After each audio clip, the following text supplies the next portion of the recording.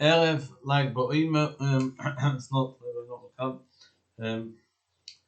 I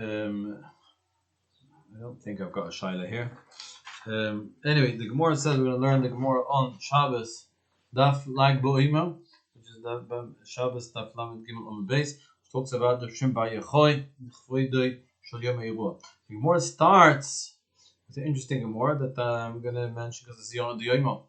Arba Simonim Heim LaAveiro. The Gemara brings there are 4 types of machala. We're going to talk about 2 of them very briefly that are responsible, that come as a result of various averas that Klal Yisrael may be doing. Let's talk a little bit for 2 minutes about the coronavirus. Basically a large part of it, of the phenomenon of the as a result of the virus, is that the social distancing, that everyone has to keep separate. I've heard 2 interesting explanations, or one I've heard and one I've suggested. The one I've heard is that it was even said by Reb Moshe Areli Shlita Goyna Tzadik, that he said this sin. He suggested, he's not saying, he suggested from what I understood, that the sinas chinam in the world, amongst Yidden the sinas chinam, within Torah the Yidden there's been sinas chinam, and that's sort of an expression of that, like we're sort of distancing ourselves one from another. So maybe HaKadosh Baruch Hu is coming along and saying to us, you guys are distancing yourselves one from another, so to speak, from social distancing, from Yedidus, from Kol Yisrael Ravens Elazeh, from After L'Recha Kamoicha. Said, okay, I'm going to bring you a matzav that's going to sort of express that in a way that you have no choice. It forces you into this. This virus, the social distancing. I suggested also another, put out the whole talk about it, that there was something which was called, very briefly, something was called AIDS. It was a machlo that there was in Africa, whatever, and they said a lot of it was very transmitted through tumor, through arroyas v'chulei, people not being beseder. And it's possible that, it's in a ruchnistic way. Who knows? Well, no one knows. Rabbis Machshovet Levish, Vatzas Hashem Yitzok. We don't know. Seid Hashem Lireov. We don't know what Hashem is thinking, but maybe it's sort of, and a lot of people said this, that Hashem sent this machala because there was so much tum in the world, and it forced people to be a little bit careful with the way they misnaik, particularly in the goyim. Maybe it stopped a little bit of the pritzus, but it didn't stop it completely. But then maybe it was a sort of break and gave calls for thought. So maybe also similarly now, also this corona has got is also having similar effects. It's going to be mashpia on banhogas hatumo of people. People are going to think, people who are prutzim these achen, they're going to be very careful. You don't know who you're, whatever. You don't know if you're going to be infected. You can be infections. So maybe that's another thing. So interestingly, I don't know. There's a Gemara. It's just around our Gemara. Shabbos Daf Lamed Gimel. There's 4 simon for Avera. We'll talk about 2 of them. There's a simon for sinas chinam, and there's a simon for Avera. 1 second. Okay, I've written it wrong, but here it is. This is the Gemara. Torabonon arba dvorim arba simonim hein simen la'avera hidroiken. Avera means tuma and daira. Yeah, gilarois. Simen lesinas chinam yirokoin. What word do we have that's common to these 2 machalois? Hidroiken, yirokoin. Of kufresh non, kufresh vav non hey. Corona. So maybe Corona is a simon for sinas chinam, and Corona is a simon for Aveira. This is what Rashbi is telling us, and this is what the Gemara is telling us. Okay, let's learn the Gemara. That was Milsa de B'dichusa, to start off the Sugya.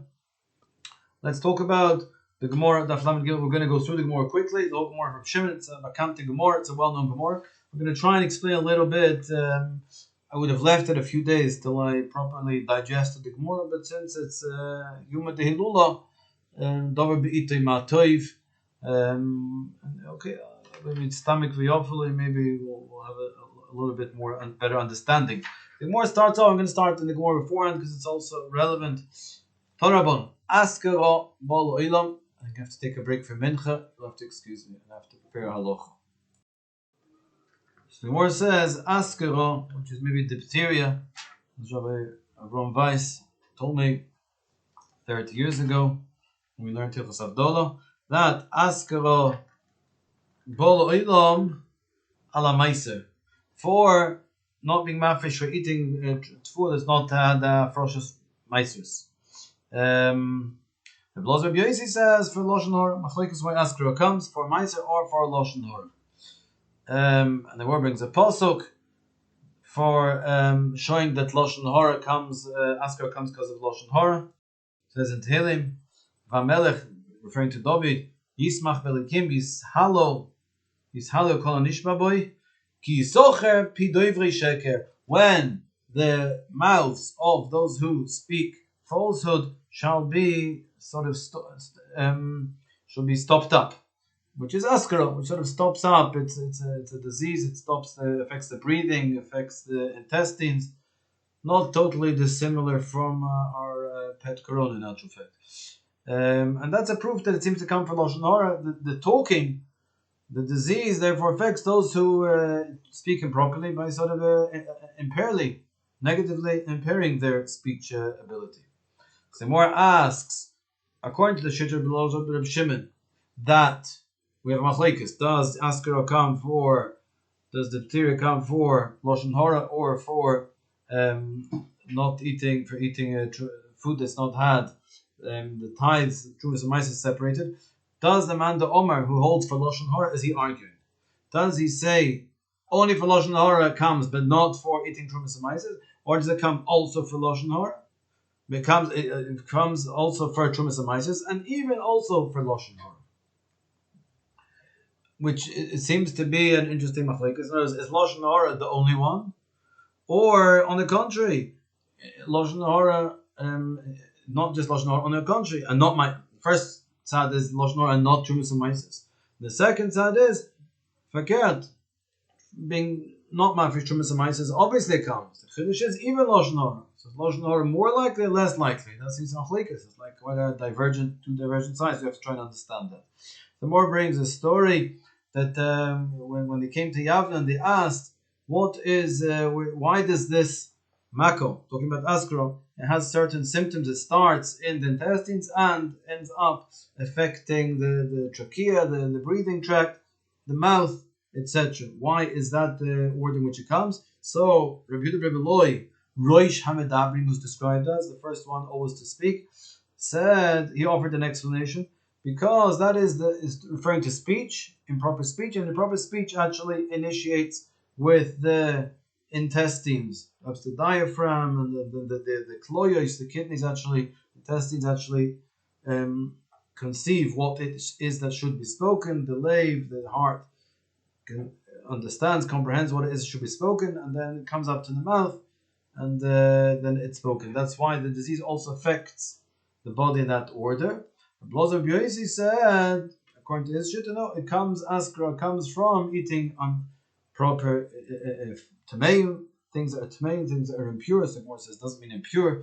It means things that were not properly dealt with, were not properly kashered. They weren't hafrosh trumas and ma'ases. They weren't the they weren't properly fixed. And Reb Shimon said for bittul Torah, that's why askara comes. So the Gemara asks, what about women? They also suffer from askara and they don't have a very bittul Torah. Says the Gemara, yeah, they do. They actually prevent the husbands from learning. Says the Gemara, what about children, young children? Says the Gemara, why do they suffer from askara?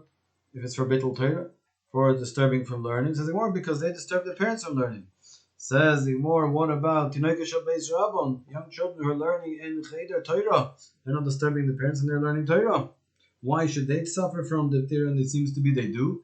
Says the Gemara, because we have such a phenomenon as enunciated by Rabbi Gurion, that the generation gets punished for the tzaddikim in the generation suffer for the averas, the sins of the generation, and if there are no tzaddikim, then who suffers? Unfortunately, the children. And this is, of course, a very difficult question. Why is it that the children should be chosen to suffer on behalf of the generation? He brings a pasuk. So we see that from the fact that the brother of Yosi also mentioned that it's for eating, that asachar comes for eating food that has not been properly prepared, that hasn't had hafroshes, trumas, and maises, and he was the one that said for lashon hara. So we see he means lashon hara and trumas and maises. That's what we proved from that. So Gemara asks a side question, which is going to get into the whole story of Reb Shimon bar Yochai. Why is in discussing this issue of why Askara comes? So the first opinion introduced was that of Rabbi Yehuda Rabbi Loi, and he was described as Rosh Medabrim, the first one to speak. So Gemara asks, why call him Rosh Medabrim? B'chol lokim, in every instance, he is the one who is the first one to speak. Why is he noticed that? The Gemara brings the story that Rabbi Yehuda and Rabbi Yosi and Rabbi Shimon were all sitting, and Yehuda ben Gerim was with them. And Rabbi Yehuda opened and said the following. He said, referring to the Romans, he spoke in praise of the architectural and infrastructure achievements that the Romans had produced. And he described them in glowing and positive terms. This people have done such positive works. They made shvokim, they've made industrial areas, marketplaces. They have they've produced bridges, and they've produced bathing houses. So in response to that, that was what Rabbi Yehuda says. He was the Rosh Hashanah, he was the first one to speak. And Rabbi Yosi was silent. And Reb Shimon ben Yochai answered. He said no. He objected. Not true at all. Not in your nelly. Whatever this people, the Romans, did was only for their own benefits. And why should we be in speaking in praise of what they have done? They're not deserving of these praises being loaded upon them. Why? The shvakim, the industrial areas, was on the contrary, was an area of areas of prostitution and immorality. The bathing houses were just for them to indulge themselves with bathing and hedonistic practices, and the gisharim, the various toll places and bridges, were just in order they should raise more taxes for themselves. In other words, this was not altruistic whatsoever. You have to understand what was the machlikas. Why did Reb Shimon ben Yochai object, and why was Reb Yehuda being so positive in his praises? So anyway, as a result of this discussion, Yehuda ben Gerim, who was also party to this discussion, he was a son of a ger, he went and told this story, and it wasn't deliberate, it wasn't malicious, but he went and discussed what the Chachamim had been saying, and ultimately this was picked up by the Roman rulership themselves. The government heard about it, and they said, okay, this was inappropriate speech. So Yehuda, who was spoke in praise of the Roman government, his status should be enhanced. Yosi Sheshosak, Yosi was silent, so he should go into Golos and Tzipori. Shimon ben Yochai, he speaks to them in a reverent term, doesn't call them Rebbe, just by their name. He should be executed. So what did Reb Shimon do? He and his son, why did he take his son? They fled to the Beis HaMedrash, and every day his wife would send him food and a small portion of water, and they would eat. But then the decree became even more stringent, and they were searching even more strictly and with greater vigor for Reb Shimon. So he said to his son, okay, ultimately our wives are going to give our location away, because Noshim Dait and Kalis, they are not able to withstand the pressures. Therefore, they fled. Where did they go to? They went to the famous cave, and there was a nest that a tree of carobs and a flowing stream miraculously appeared at the entrance of the cave, with which they were able to sustain themselves. And they would immerse themselves in the sand every day. They would remove the clothes in order to preserve the clothes, They would sit in the sand up to their shoulders and learn. And when it came to the time of prayer, they would emerge, don their clothes, and pray. After 12 years, Eliyahu came and announced, now the decree has been annulled of the Romans, you're now free to leave. So they left, and they came into and saw a material world. They saw people, the Kokarve Vizari, that they were plowing and sowing their fields, and they were amazed, they were distressed and amazed, primarily distressed by this. What are people doing? They're forsaking spiritual pursuits for the sake of base material pursuits. What are they doing? And wherever they would focus and fix their stare would be consumed with fire. So Abbas Koil came out and said, what are you trying to do? You're going to destroy my world. You have to return to your cave. They went back for 12 years, for 12 months. Why? Because that is the period that a Rosh and Gehenim goes. The question is, what's the connection?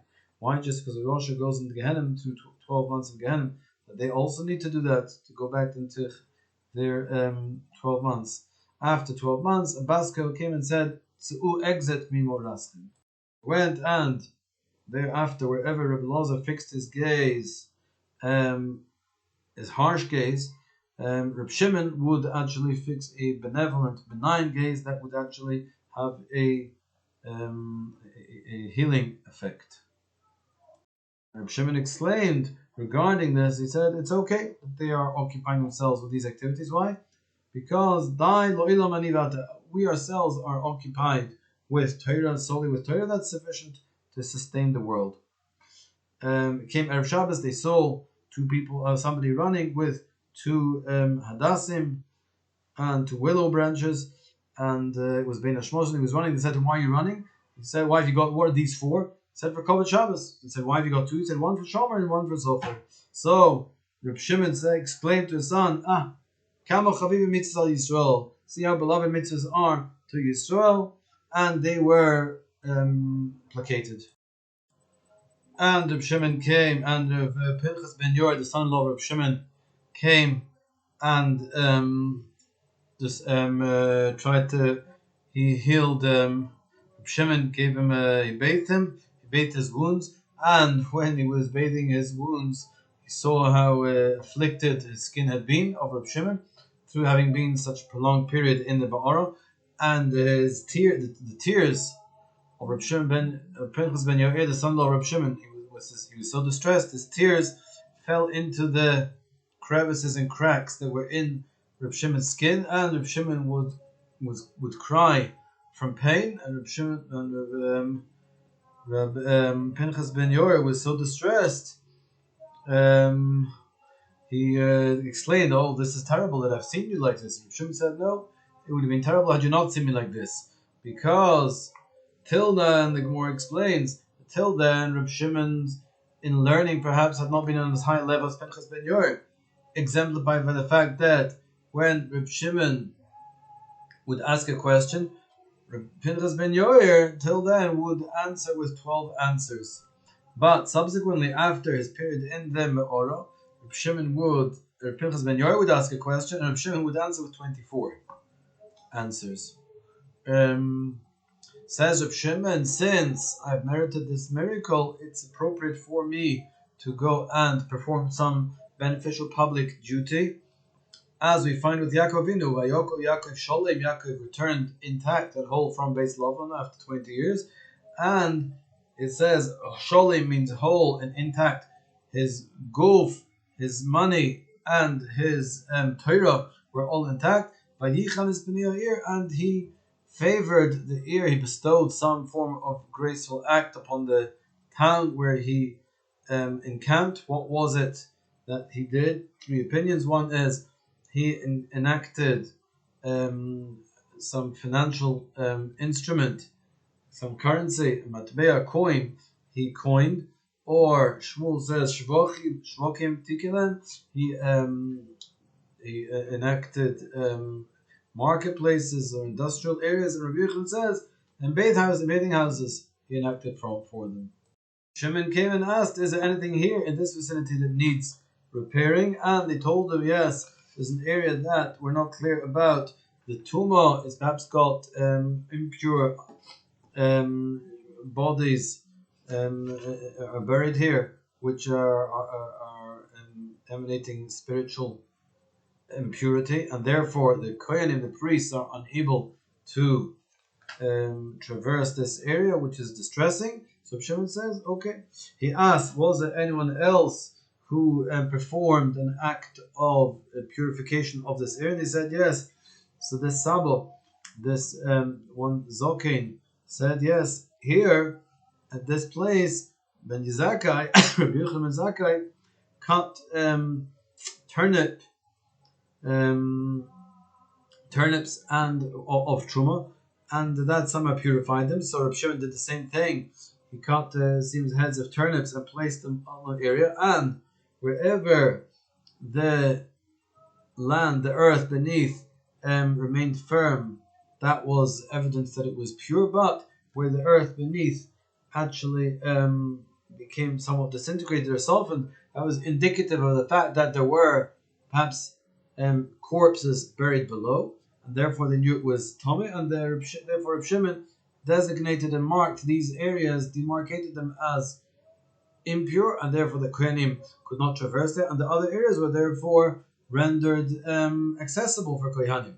And cynically, the same olden gentleman who had pointed out that Ben Zakkai, Rabbi Yochanan ben Zakkai, performed the same service, he said cynically, Tiher ben Yoichai Beizakvoras, you ben Rabbi Yochanan ben Yochai have actually purified a graveyard. In other words, you haven't really done anything. This is a graveyard, and you're claiming to us this is pure. This is not so the case. So Rabbi Shimon says to him, had you not been with us at the time when we decided when we were debating purifying this place, or had you not been with us, or had you not actually become party to our decision, then you would be allowed to exclaim and perhaps question what we've done. But since you were with us and you actually were numbered in our part of our decision to purify this place, therefore this is not appropriate for you to question now our findings and our efforts. And the people will say that when it comes to Zoinos, prostitutes, they adorn one another and they're extremely loyal one to another, and yet you're going to say Talmidei Chachamim, as a group of learned scholars, we do not identify and cover one for another. And therefore Reb Shimon, being so upset, Yoed Be'enei, he focused his eye, his powerful eye, on the person, and the Zokin passed away. And similarly also Reb Shimon went out to the shuk, to the marketplace, and he saw Yehuda ben Gerim, this very Yehuda ben Gerim who had been party to their discussion initially with Rabbi Yehuda and Rabbi Yossi, I think it was, and he had sort of reported inadvertently, so to speak, the discussion, and had come to the attention of the Roman overseers, who had, as a result, had put a ransom on Reb Shimon and had pursued him and caused him all this distress, even though as a result there were actual benefits. But maybe Reb Shimon felt this was not worthwhile, or maybe he had used up his merits in the world to come. Whatever reason, he was very upset, he was distressed, and he said, Adain yesh lazeh bo'ilam, this Yehuda ben Gerim still is alive in this world. Nosam be'einov, he focused again his searing, piercing eye, and also gal shalatzos, and this person simply dissolved into a pile of bones. So we're going to try and understand perhaps a certain theme that this Gemara is telling us about Reb Shimon. We're going to try and, as we said, chart a certain theme through this Gemara. It's not fully developed. I started on Shabbos today, it's Monday night, and normally it needs more time normally to ferment and to develop. But since it's like Baomer, we're going to say what there is to say at this point. Let's say there's a machlokes, whether, let's go to the original machlokes, whether the Syria asker comes for eating or for speaking Lashon Hara. And the Gemara asked, the Gemara brought a pasuk even for David HaMelech, showing that Lashon Hara Yishalo Kol Hanishba Boy Ki Yisochek Pidei B'Sheker. Anyone who praises Hashem will give praise when those who speak falsehood, when their mouth becomes stopped up, which refers to through this machal. So this perhaps is indicative of a certain phenomenon, that those who speak falsehood, they will suffer from this disease, and it's a divine retribution. But it's perhaps more than that. It's a theme that is actually a sort of ashpol, there's effect, a direct effect, a strong spiritual effect on the world, which counters inappropriate action. Because the spiritual dynamic, spiritual paradigm, the spiritual force is a primary force in the world, according to this. And therefore, when somebody speaks improperly, it will manifest, he shouldn't be doing this. This is something that spiritually is against the Ratzon HaKadosh Baruch Hu, and that will manifest itself, that defiance will manifest itself through him actually, the world, so to speak, developing a sickness that will prevent any further improper speech. That manifests itself, that expresses itself through this diphtheria, through the purveyor of these improper speech, will develop this disease. The Gemara asked the question, when, according to the Blazer Bab Yosi, who said it comes from Lashon Hara, was he saying the following? Was he saying it's certainly for eating inappropriate food, that everyone agrees? It's also for speaking Lashon Hara, or did he hold it's only for speaking Lashon Hara? We asked, is Lashon Hara, why it seems to be Lashon Hara is either more appropriate or less appropriate for to be susceptible to this disease. And maybe the underlining theme is as follows. This is going to be part of the whole theme of the Gemara. What is the fundamental force that rules in this world? Is it the spiritual force or is it the material force? And this is perhaps what the question the Gemara has. That if you're going to say it's the physical force, that's the fundamental motivating factor in this world, then maybe if a person were to eat improper food, yes, he's certainly done wrong, but perhaps there's not sufficient spiritual energy in the world, because Allah has decreed it, that's what should be. But the way the world runs is that it will not impact negatively on somebody who eats improperly, because eating is part of the world, so much a fundamental part of the physical world that it will not be able to, there will not be sufficient spiritual breaks to impact negatively. Only, and that's the tzad, and therefore it will not be subject to that. According to that tzad, only for Lashon Hara will this disease appear. But for Lashon Hara it certainly will appear, because Lashon Hara is not perhaps such a physical act that has to be done, and therefore a person should not necessarily be speaking Lashon Hara. You can't say it's part of his fundamental physical necessities, and therefore the disease can. And the disease does not have such a problem afflicting this person who plies improper speech, because that's all he's doing. He's carried away with improper speech. He's not necessarily going to be speaking Torah speech, and therefore we're not inhibiting any more Torah. That is according to the approach that only Lashon Hara, because this views perhaps the world is more inclined towards materialism. The other approach was no, the world is more spiritually orientated, in which case somebody who eats or somebody who speaks Lashon Hara, which is more culpable, which is more worthy of punishment, the person who actually imbibes within him impure food that is going to be far more culpable and liable to be punished through this disease. He's engaged in far more base physical activities appropriate. The disease therefore will inhibit that. Whereas for speaking Lashon Hara, you might have thought maybe the disease will not come, because one presumes since the spiritual paradigm dynamic is the dominant one in the world, therefore his speaking of Lashon Hara is not necessarily going to be unbridled. It's not going to be without limit. He'll just doing it occasionally, and on the contrary, it's very possible this person fundamentally is more interested in occupying himself with learning Torah. He also speaks Lashon Hara. And therefore, we might assume, since his speech is also Torah orientated, maybe it's not appropriate to punish him with this askero. Nevertheless, the Chiddush of Rabbi Yosef is it still nevertheless does afflict him. And then the Gemara proceeds to the story of, not the main story, that we have Rabbi Yehuda, and they ask the question, why does this disease initiate itself with the intestines and then progress to the mouth? And Rabbi Yehuda answered, it's because Lashon Hara, that's the order of Lashon Hara. It starts with the intestines, progresses to the mouth. Therefore, that is the appropriate divine punishment. And Rabbi Yossi said, because it's for inappropriate eating. And Reb Shimon said, it's for Bittul Torah. So I might ask, why is Bittul Torah not speaking? Why is the punishment for that diphtheria that inhibits the speech? It sort of takes over and infects his whole voice system. So I might say like this, what is the Bittul Torah? Bittul Torah, so you might say you're not using your voice properly, you should be speaking Torah. If you're not using it, then Hashem will sort of take it away with askero.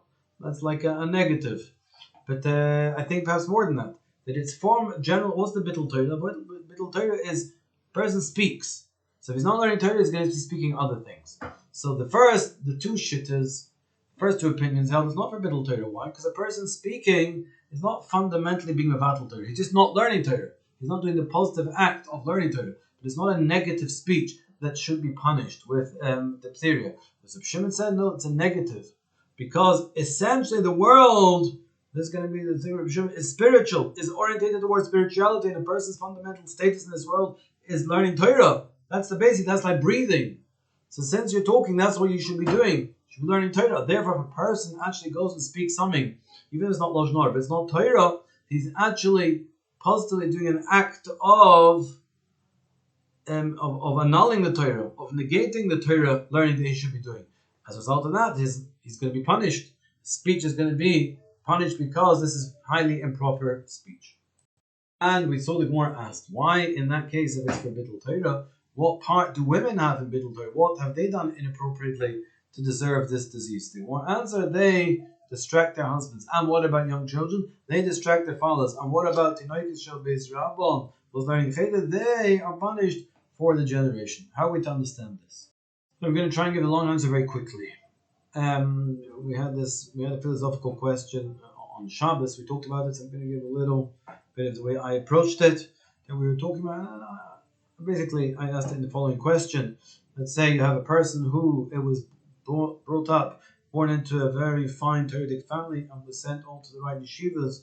And this was 500 years ago, before they had any improper influences. They didn't have internet and all these things and all these distractions. He sat and learned his whole life, became a very chashuv rav, and practiced Torah and taught it to many people, performed his duty properly. What will his olam haba be? We can assume that he'll come to olam ha'emes and he will receive just reward for all his Torah efforts. And let's say you have somebody who is born, a Jew who's born to, let's say, a semi-conservative, basically orthodox stockbroker who values money more than anything else and inculcates that value into his son, and the son, as a result, davens basically 3 times a day, learns 5 minutes Daf Yomi on the shortest summary possible available online, and spends the rest of his time learning, and he gives $10 occasionally to Rosh Shiva, who he doesn't manage to avoid or close the front door in time. And at the end of his life, that's what he's done. And he comes to MS and he wants to he's going to be judged for his Torah efforts and his world efforts. And you might say he's done the best he can, but his Abba is not going to be the same at all. How is this fair, basically? And taking it further, what's going to be in MS to the 1-year-old child that comes to the world and he passes away after 1 year old? You know, what's going to be there? He never gets judged. So what happens? If you reach 13, then he gets judged. So if a person dies a minute before 13, he won't be judged at all, and the minute after 30 will be judged, or before 20. That's when the time when a person gets judged by Shemayim in this world.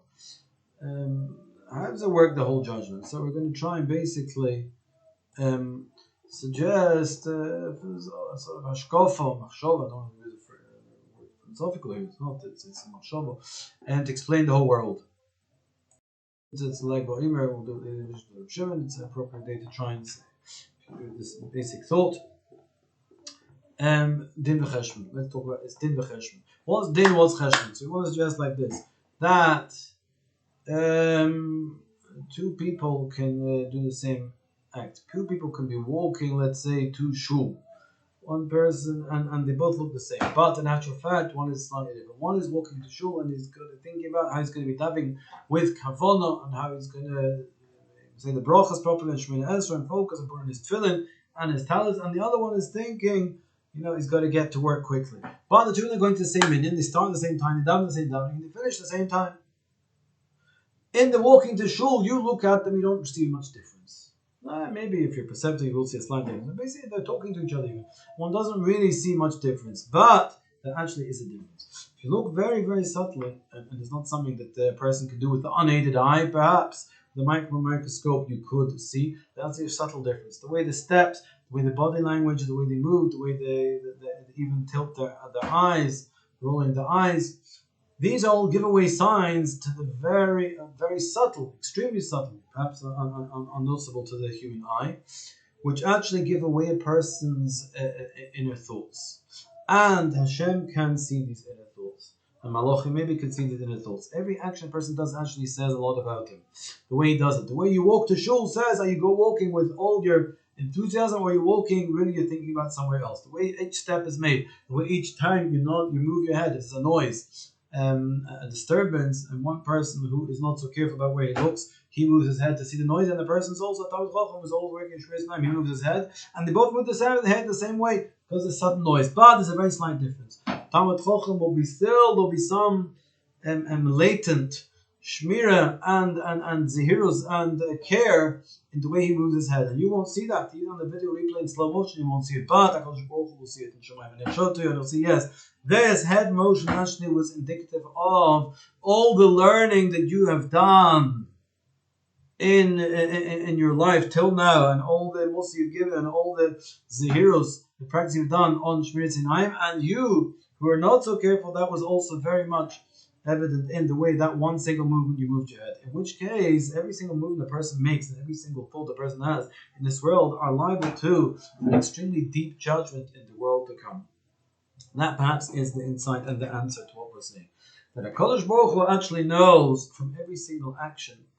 He knows from every single blink of the eye, essentially. HaKadosh Baruch Hu can actually read into it every single action a person did in his life till then.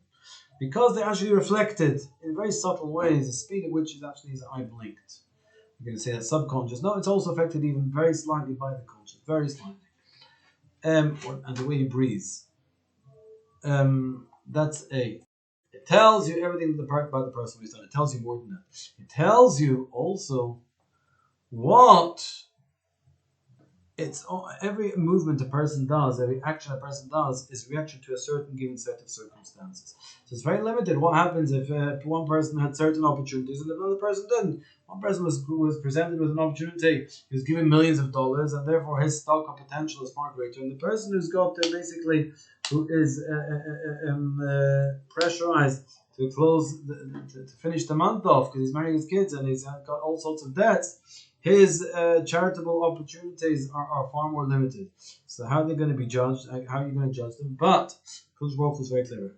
Hashem says, of course, Hashem says to the rich person when he writes a check for $100,000, yeah, you wrote a check for $100,000, but with the following background. You had certain honor you're going to get, you had a certain income that you anticipated you were going to get, you had certain financial obligations and potential. Putting all that into consideration, Hashem says, I can work out that what you would have done in a similar situation, but slightly different circumstances. That had you had, let's say, $1 million less, or $1 million more, or $100,000 less, or $100,000 more, or that, what would you have done had you had a certain potential business deal, or a certain business deal that had gone wrong, or had you been in a situation with this poor person who had no money and had to basically borrow money to make it through the month. I can work out from the way you, Mr. Rich, wrote that $1 million check, what you would have done in the same situation here. In other words, every single action you do is actually indicative, HaKadosh Baruch Hu, of every single other potential scenario that could be in the world and how you would have dealt with it. That, I believe, is perhaps part of din v'cheshbon. Din is then this. That's this particular action. Yeah, you're going to judge for the action you did and its consequences, its ramifications. But Cheshma, Kosh Baruch makes the Cheshma. Hashem says, okay, based on the way you did this tells us everything about you, and it tells us, more importantly, everything that about you in every single extrapolating, that's a important word, extrapolating for what would be the equivalent action in every single other circumstance. Physicists tell us there are infinite worlds, perhaps, and infinite universes. It's a very in-fashion theory about describing the universe as if somehow that explains evolution and how we have all these amazing phenomena, because actually there are infinite worlds. Therefore, don't be surprised that you have all this amazing informed life and advanced and sophisticated and integrated universe. Because it's infinite worlds, therefore obviously they're all going to come out, play out, and this is going to be one of them. Which doesn't answer anything, because who created the infinite world? I don't quite see how that sort of solves all the problems for evolution and spontaneous germination and spontaneous generation and inflation of the universe. But going back, that's the infinite, but this perhaps is where it ties in. The infinite universe is absolutely what HaKadosh Baruch Hu creates. He sees the infinite universes. He sees you create your infinite universes. Every act you do is actually a potential for every single other action. And that's the cheshbon. HaKadosh Baruch Hu extrapolates and decides and sees, works out what you're going to do in every single act. And therefore there is perfect judgment. Tzadik v'yoshahu. Shiches loy bonomodom. Doish ikeshu saltin. Shevi doret v'yasam mishpat v'dayim. Kel emunov v'ein ovel. Tzadik v'yoshahu. Because the baby that dies when it's 1 year old, and the person, the Talmid Chacham, who was given all the life opportunities for spirituality, with together material wherewithal to pursue his spiritual aspirations without any inhibiting factors, they will both nevertheless be judged ultimately, perhaps, this is my theory, in Olam Emes, the same way, because both are really, every action a person does is actually a simon. It's not really an action. It's more just a simon. It's actually an indication for all the infinite potential actions you could do. It's actually Gilim Milsa. Every act is a Gilim Milsa. The 1 year old baby, therefore, also, when he cries, what can he be judged for? You might say, no, he's not judged till he's 13. But I'm suggesting maybe yes. Even when the 1 year old cries, there is still a very, very, very, very, very times 1,000 subtle distinction between the baby who gives a completely unbridled, unconsiderate and the baby who does a very ever so slightly considerate with his cry. He has a very slight bechir, very slight free choice to express himself and with his anger, completely or not. And maybe you say, why should he punish? But it's indicative. We can see from him, from that small cry, the way the baby reacted, what actually is going to be his whole makeup in every single other situation possible in the world. That perhaps can give us a slight, now coming back to our Gemara. That the Gemara asks, why are the women punished for Bittul Torah? For failing to learn Torah? What have they done? The Gemara said they distracted the husbands. Or why the young children, more to the point, punished? Because they distract their fathers. So you might say, what part do they have in distracting their fathers from learning? They're little kids. What do you want from them? Be reasonable. The answer is yes, we're being reasonable. But since they had some sort of free choice. So you're going to say a kid doesn't have free choice, doesn't know about Torah, never heard about Torah. So why are you coming to him with blindness? The answer is you're right.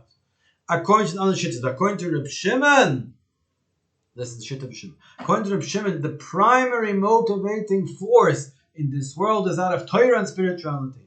And therefore, the tinoik, the young child, is also sensitive in some subtle way that you and me will not be able to divine or distinguish. But it's there, and he will sort of have some form, there'll be some resisting factor in the very fiber of the child that sort of is that will say to him, listen, Tati's learning, it's not appropriate for you to cry too much. You've got a small pain, wait another second before you cry. Wait another half a second, wait another 2 minutes before you let out that yell.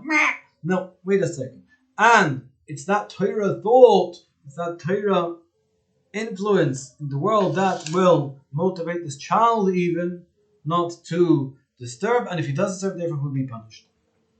And that, in a similar vein, that is what we say. When the tzaddikim, they're the ones that get punished for the generation, because the tzaddikim are the ones that can inculcate the world with this spirituality. And therefore, if people are not performing properly, it's actually, in some ways, yes, the tzaddikim are in some ways accountable and culpable. Because since spirituality perhaps is the fundamental force, then the tzaddik's actions actually have such a cosmic effect that they would impact on other people. And if other people are acting inappropriately, it's because the tzaddik has not himself fulfilled his obligation completely, and in the absence of tzaddikim, it actually falls to the tinoike Shaboos Rabbon, because they are perhaps the closest tzaddik to tzaddikim. They have no averas. Everyone else is averas, because everyone else should have fulfilled their obligation to the extent of the tzaddik. So spirituality is the fundamental force. The closest to perfection in this world are the tinoike Shaboos Rabbon, and therefore they're the ones that perhaps have the most profound spiritual effect on the world. And if the world is not performing itself in a spiritual manner as it should, that will be in some ways the fault of these tinoike Shaboos Rabbon. And coming back to the story now, the Gemara asks, why is Rabbi Yehuda called Rosh Medabrim? So the Gemara brings a story, like we said, we had Rabbi Shimon, Rabbi Yehuda, Rabbi Shimon, and Rabbi Yossi were sitting and with Yehuda ben Gerim, who's and they made this question, and Rabbi Yehuda started saying how great are the actions of the Romans, that they have provided us with all these facilities, industrial areas, and bathing houses, and I'm competing here with Rabbi Shimon's music. Rabbi Shimon, I don't mind competing with the music that's there. Rabbi Shimon is also, I guess. And Rabbi Yehuda said this is because of these facilities, and Rabbi Yossi was silent, and Rabbi Shimon said, no, what are you talking about? They're only doing it for their own benefit. So we can suggest what is the argument now. Why is it Rabbi Yehuda is lauding the Romans, and Rabbi Shimon is actually on the contrary? Rabbi Shimon is actually criticizing them. So you could say, first of all, there's a machlokes, there's an argument in Shabbos itself, we're in Masechet Shabbos here. According to Rabbi Yehuda and Rabbi Shimon, how is an action to be measured? According to Rabbi Shimon, according to Rabbi Yehuda, a person does an unintended and profanes Shabbos, as Mechalel Shabbos, does a work on Shabbos, then he is punished even if he did not intend to do it. He's culpable. He should. Whereas according to Rabbi Shimon, if you do not intend this action, this work on Shabbos, you are not punished, because we go after your intention. And similarly in the rest of the Torah also the same principle applies. So perhaps here as well, this was the argument. Rabbi Yehuda was saying, yes, the Romans intended all these facilities to be for their own personal benefit. They wanted bathing houses to indulge themselves, and they wanted industrial marketplaces for their own immorality, and they wanted bridges to raise funds for their own private needs. But we nevertheless are benefiting from these, and therefore, says Rabbi Yehuda, they are to be praised and thanked for that. And Rabbi Shimon also, according to his own opinion, said, no, I look at the intention, and the intention was for their own selfish means, in which case they are not in any way to be lauded or thanked. One might also add the following, that it's l'shitosam perhaps, that Rabbi Yehuda was saying, yes, we thank them for these facilities, because we also are able to benefit. We need a functioning government that raises funds. We need bathhouses. We need industrial areas because we have to go work. Therefore, we are to thank them. They're part of our everyday life. And Reb Shimon l'shitosam, because Reb Shimon in Gemara Brachos says that ultimately the true person, like we've said here, the fundamental force in this world is Torah. That is the way a person is really meant to regiment their life around Torah without any regard for the person's material requirements, and therefore all these are not really intended. You can't say they're for Yisrael. Yisrael should not be benefiting from them, and therefore the Romans cannot even say we'd made these were done for the benefit of Yisrael, because they are not appropriate for Yisrael's subscription. In which case, I look at them, they're only done for their own selfish needs. In which case, he was critical of them, and perhaps Reb Shimon wasn't just being critical of them for their own sake. He was perhaps nervous that Rabbi Yehuda was undermining Reb Shimon's approach to life. Reb Yehuda was saying it's okay for us to have benefit from these things. It's okay for us to have the internet. It's okay for us to have computers. We're using it for shiurim. We're using it for all sorts of things like this. Sure. And Reb Shimon is saying no, because it's not appropriate for us. We should just be involving ourselves in pure Torah without regard to these material adjuncts and additions that are unnecessary. And therefore, out of concern that he had to step in and say the opposite, that people should not get carried away and start saying, yeah, it's kosher to have a phone, it's kosher to have a computer, it's kosher to have internet, it's kosher to go and work. Reb Shimon was saying, no, don't get carried away. And Yehuda ben Gerim went and reported the matter, not deliberately, just discussed it, and it was heralded. So you could say it wasn't just that there was describing the communication from Yehuda ben Gerim. He spoke, and there was someone else spoke, and it happened too. Chinese whispers are just, there was communication, and there was a WhatsApp that went out, and the Roman Emperor heard about it. It's more than that, perhaps. It's perhaps that this discussion, since it got out, it actually had an influence. It was felt. It was felt that the influence of Rabbi Yehuda's words, his holy words, he was also such a great Tana, that his words on the behalf of the Romans were perhaps felt in some way.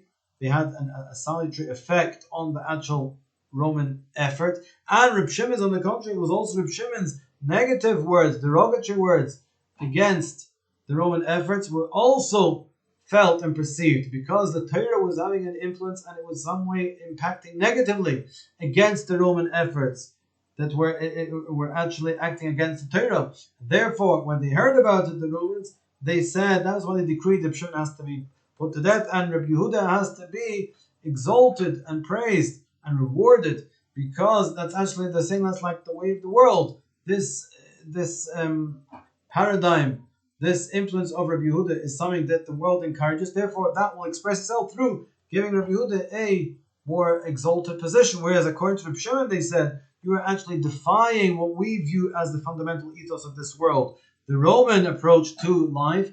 And since you are acting in contravention to that, therefore your place in the world should actually be limited, minimized, and negated totally.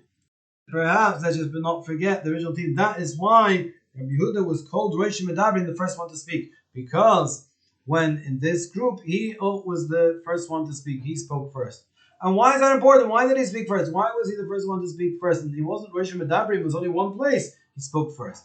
But maybe the issue is like this. Maybe they were all sitting together. V'yosef Yehuda ben Gerim, and Yehuda ben Gerim was sitting there. What's Yehuda ben Gerim? It's not just coincidence he's called ben Gerim. If he was sitting with them, he presumably wasn't a spy. Presumably he was a Ger, he was a Talmid Chacham. But the Gemara calls him ben Gerim because it seems he was still perhaps subject to the influences of his former life as a goy. He was a ben Gerim, and therefore Rabbi Yehuda perhaps realized, was suspicious of the fact that if we're going to have this discussion, or not just that, if Reb Shimon is going to start probably one of his drashas speaking against Gashmis, he's a mashkiach. Reb Shimon would always give us a chizuk in Torah, so and regaling against the Romans, and perhaps Yehuda ben Gerim is himself someone who was still tied to the materialistic trappings of his former life in the Roman culture, and perhaps Reb Shimon was going to give them a Musa Drosha, some encouraging speech to further withdraw oneself from the material world and to give a critique, to strongly criticize the Roman efforts. And Rabbi Yehuda knew that Yehuda ben Gerim is going to go and then report that. He's not so careful with his words, and therefore Rabbi Yehuda straight away stood up and to try and take the conversation, veer the conversation in the appropriate direction. Reb Shimon should not get into trouble with this. He started speaking. He was the Rosh Medabrin. And perhaps he did it with such gusto. This was the first time Reb Yehuda dared to speak perhaps first. But he did it with such gusto because he wanted to set the tone that no one else should say anything in contravention to what he's saying. That Reb Shimon should not get into trouble. This is the message that should come out of this meeting. Only what Reb Yehuda said. He knows, yes, maybe Reb Shimon is going to rebut what I've said. Nevertheless, because I am coming here with such vigor and speaking first, not giving anyone else a chance, that will perhaps ameliorate the words of Reb Shimon. And therefore he became here the Rosh Medabrin. Again, we're talking about the power of these influences on the world, the workings of the world. What I'm going to do is we're up to 55 minutes, which is more than you anticipated, more than I anticipated, more than you anticipated. And therefore I wasn't nervous I'm going to lose the whole recording, so I'm going to stop it now. I'm going to ask you to maybe say to yourself, yeah, I've had enough. It's a good excuse not to listen to any more. That's perfectly valid. But I'll be very happy if you'll click on using this inappropriate technology and listen to chelik base of this share about Reb Shimon Lichvoid Elul Reb Shimon ben Yochai.